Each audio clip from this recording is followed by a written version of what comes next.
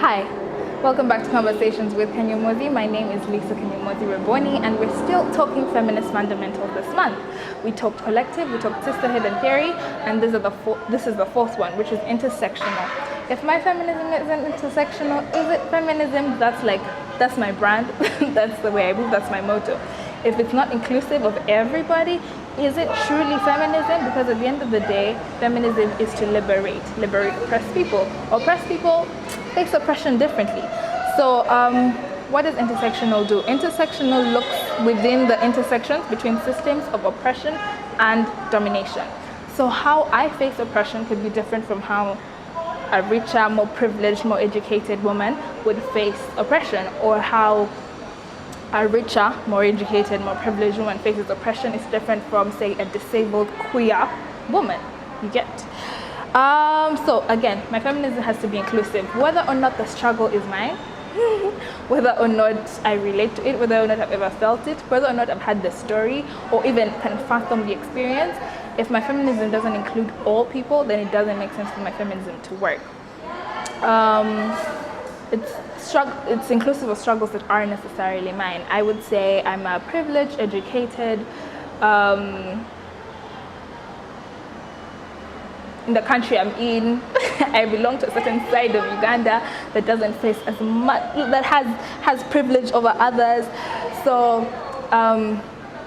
so there's struggles that I will never know of, that I will never hear of, just from the family I've come from. I've never been homeless. I've never had a threat of being homeless. So from those privileges and benefits, there's stuff I'll never face. But does that mean that because I've never seen it, I won't include other women, other queer people, other trans people who face that? Will I not speak or fight for them?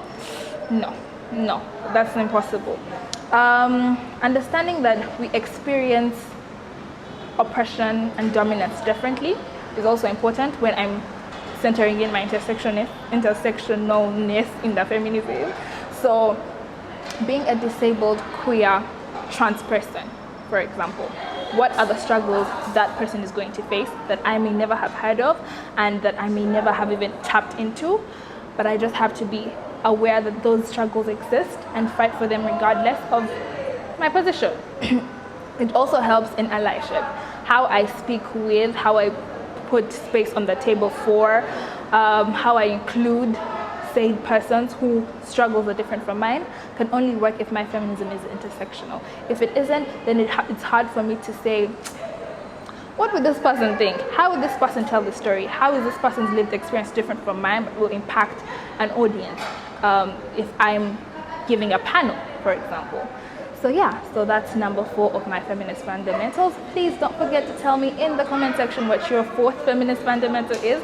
If you've not given me any, give me 1, 2, 3 till 4. Thank you for watching. Don't forget to like, share, comment, and subscribe. This is Conversations with Kanyomozi.